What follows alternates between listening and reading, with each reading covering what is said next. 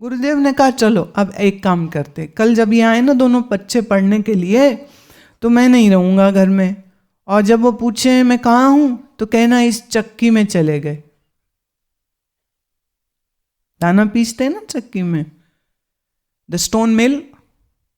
So when they come and ask about me, say that I have gone into it. पहले आया जो अच्छे वाला शिष्य, माता गुरुजी कहाँ? तो माता कहते गुरुजी आज चक्की में चले गए। कहते अच्छा, तो चक्की के पास हाथ जोड़ के बैठ गया। दूसरा आया, माता गुरुजी कहाँ? और इधर से देख भी लिया कि ये चेला चक्की के पास काहे बैठा है, दाना भी नहीं पीस रहा, बैठा काहे? पूछता है। माता बोली आज गुरुजी चक्की में चले गए। कहते लो कुछ अकल की बात करो, क्या बोल रही हैं आप? कोई मनुष्य चक्की में जा सकता है? चक्की का छेद इतना सा, मनुष्य इतना बड़ा, चक्की नीचे धरती में अटकी पड़ी है, धरती के नीचे सुरंग थोड़ी जहां गुरुजी चले जाएंगे। ज्यों लगा बोलने, ज्यों लगा बोलने, ज्यों लगा बोलने। माता का तो सिर दुख गया, इतने तर्क नहीं आते थे ना। तो इतने में गुरुजी पधार गए। तो चेला कहते देखो ये यहां से आ रहे हैं, आप कह रहे थे चक्की में। अच्छा वाला शिष्य देखता गुरुदेव को तो उठ के प्रणाम करता है। तो माता को तो क्लियर हो गया, पर उनसे ये रहा ना गया पूछे बगैर। तो वो कहते कि बेटा आप, जब मैंने कहा वो गुरुजी चक्की में गए, तो आप चक्की के पास क्यों बैठ गए? और मेरी बात तुमने सत्य कैसे मान ली? न्याय पढ़ते हो, तर्क पढ़ते हो, तो ऐसा illogical statement how could you believe? शिष्य ने उत्तर दिया कि माता मेरे गुरु सर्व समर्थ हैं, वो चाहे तो चक्की में भी जा सकते हैं, इसलिए हाथ जोड़ के चक्की के पास बैठ गया, जब आवेंगे तो मिल लेंगे। मुझे मेरे गुरु के सामर्थ्य पर कोई संशय नहीं।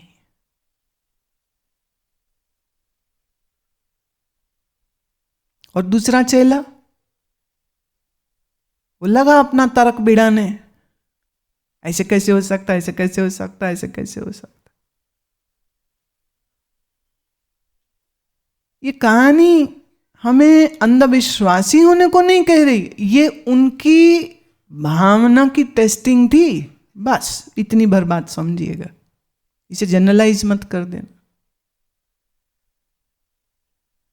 क्योंकि आपकी सिचुएशन कुछ और हो सकती, दूसरों की कुछ और हो सकती।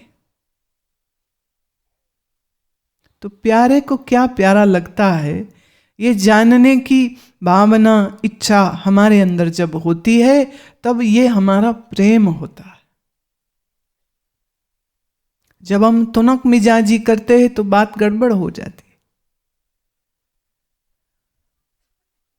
तो गुरु दिखता ही नहीं, जब गुरु का दर्शन ही नहीं किया जब, तो गुरु की मूरत मन में ध्यान, गुरु के शब्द मंत्र मन मान।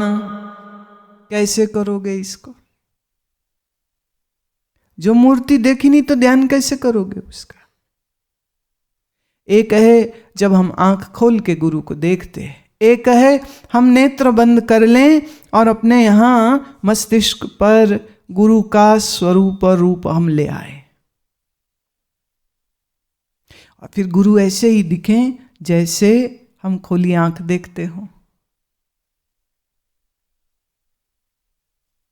योग निद्रा के अभ्यास में बहुत लोग ये कहते हैं कि जब ये कहा जाता है मंदिर का दर्शन करो, जब ये कहा जाता है शिव का दर्शन करो, वे कुछ भी नहीं दिखता। भाई तूने आंख खोल के कभी नहीं जिसको देखा, वो बंद आंख में कहां से दिख जाएगा? कब बैठे तुम इस तरह से अपने गुरु के पास, अपने इष्ट के पास, कि तुम्हारी आंखें उसके चेहरे से ना हटे, और उसका चेहरा अंकित तो हो जाता तुम्हारे मन में। और मन क्या है? कैमरा है, रिकॉर्ड कर लेता है, और जब मन में हो जाती रिकॉर्डिंग तो जब चाहे देख लो। शायर कहता है, शीशाए दिल में है तस्वीर यार, जब जरा गर्दन झुकाई देख ली। इस दिल के शीशे में यार की सूरत है, जब देखने की चाह हो तो करी आंख बंद, दिख गए। अब आप आंख बंद करो तो बेटा दिख जाएगा, बेटी दिख जाएगी, बहू दिख जाएगी, मकान दिख जाएगा, कार भी दिख जाएगी, जिस स्कूल में पढ़े हो वो भी दिख जाएगा, पड़ोसी दिख जाएगा, बैंक दिख जाएगा, क्या गुरु भी दिखेगा? Ask yourself, where is your mind and where is your mind associated with? If mind is associated with the family, you will see them. If mind is associated with Sri Krishna, then you will see Sri Krishna.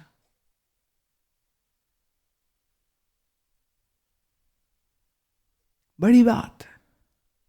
मन अगर चंचल है, नहीं दिखेगा। देखो आज मैं तरीका बता रही हूं देव दर्शन करने का, गुरु दर्शन करने का। और अनजाने में इसी विधि में मीरा ने कृष्ण का दर्शन किया था। पहले मन खाली करो दुनिया से, फिर मन में प्रियतम को भरो। सूरदास जी बड़ा प्यारा कहते,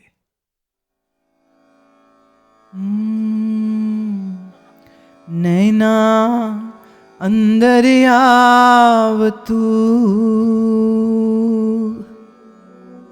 नैन झांप मैं ले ना, मैं देखूं और को ना तोहे देखण दे। नैना अंदर आव तू, नैन झांप मैं ले ना, मैं देखूं और को ना तोहे देखण दे। और बाबा शेख फरीद क्या कहते हैं, कागा करंग टंडोलिया, चुन चुन कायो मास, ए दोए नैना मत छुएओ, पीर देखण की आस। कागा चूंड न बिंदरा,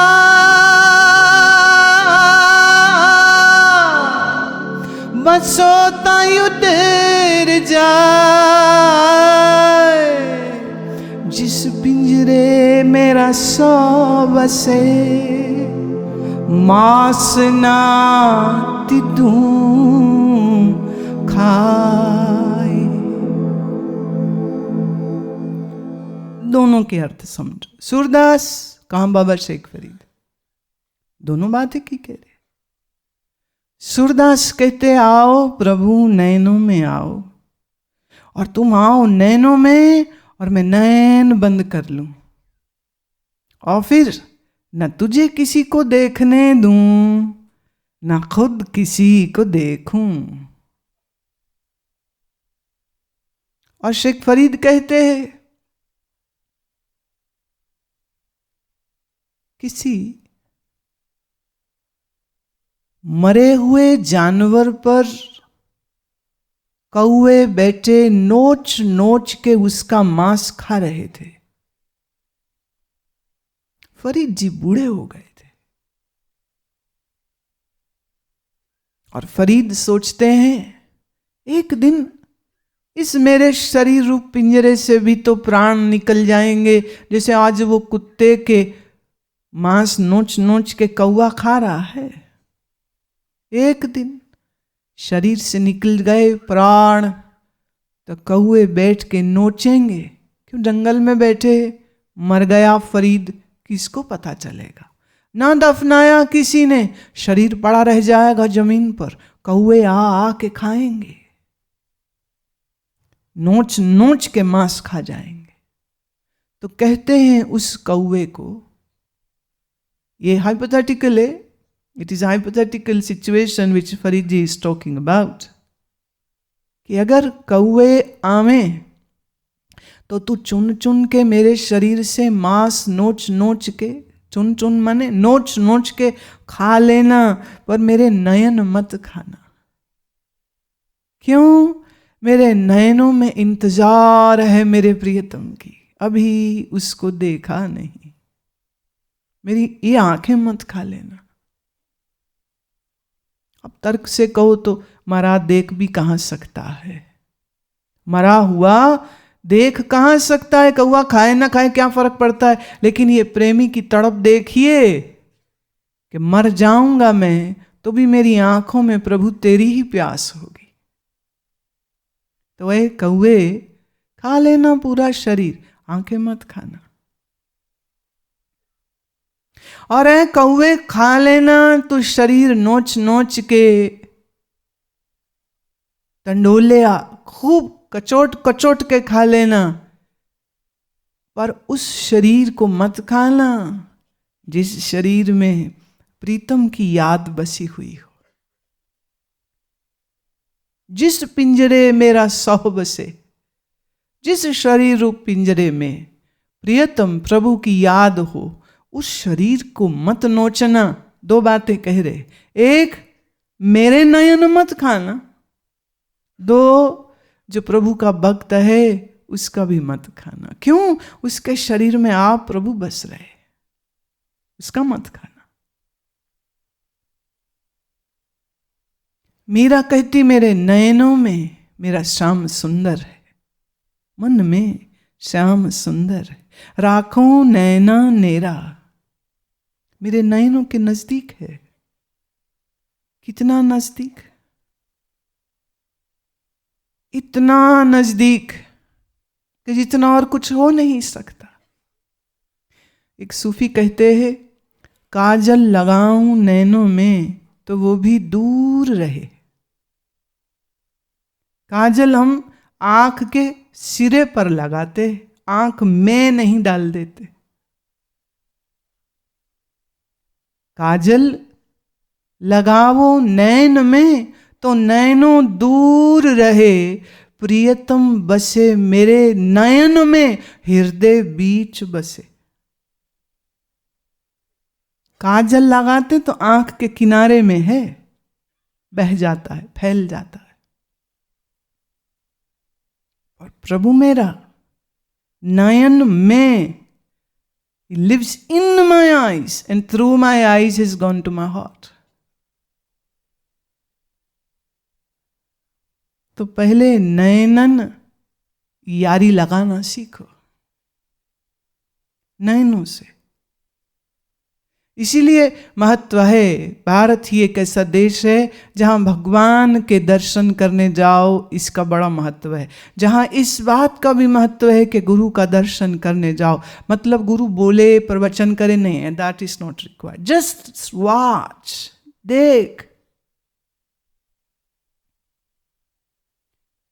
तो नयन की खिड़की से बसाओ प्रियतम को हृदय में,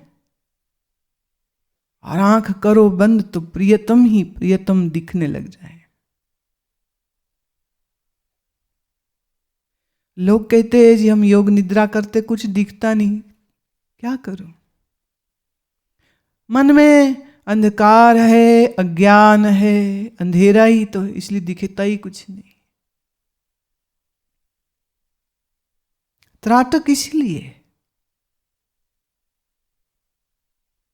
मैंने सिखाई ना, त्राटक कैसे करते, करो उसको। शुरू हो जाओ मोमबत्ती की लौ से। फिर धीरे धीरे वो लौ आंख बंद करो तो अंतर दिखने लग जाए।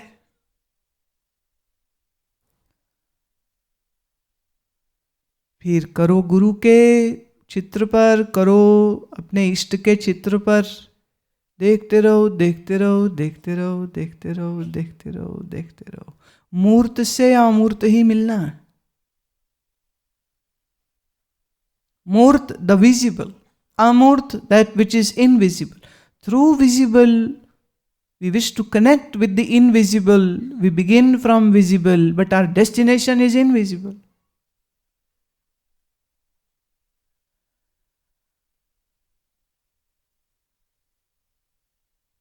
मैंने एक ध्यान की विधि दी, धारणा की विधि, जिसका नाम है स्तुति सूत्र। स्तुति सूत्र वही कर सकते हैं जिन्होंने त्राटक सिद्ध की हो। त्राटक सिद्ध होने का मतलब कि आंख खोल के जो लौ बाहर दिखे वो आंख बंद करो तो उतनी दिखे।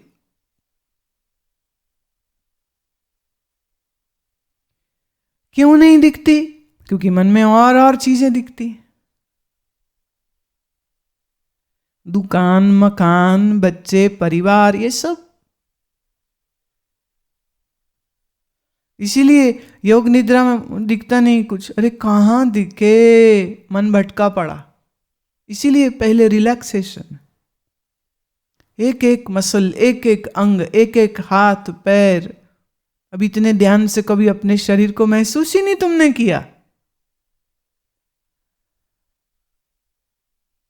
योग निद्रा का प्रथम चरण,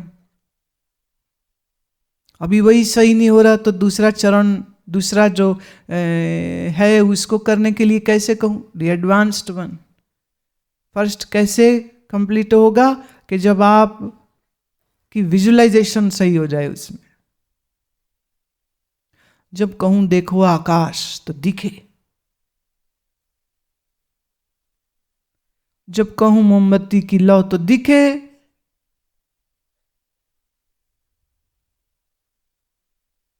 जब कहूं जंगल तो दिखे, जब कहूं मंदिर तो दिखे, जब कहूं शिव तो दिखे, जब कहूं गुरु तो दिखे, जब कहूं अगरबत्ती जलती तो दिखे।